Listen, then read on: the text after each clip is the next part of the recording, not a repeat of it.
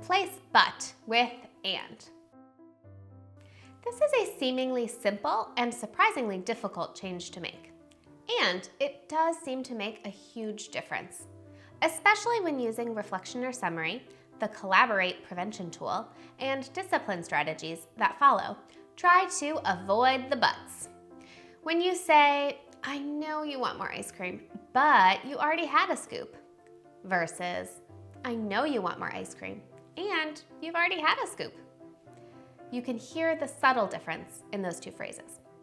Both are reflecting and setting a limit, and when you use the but, the child, or whoever you're talking to, may feel as if you've negated the reflection, and they no longer feel understood in the same sense.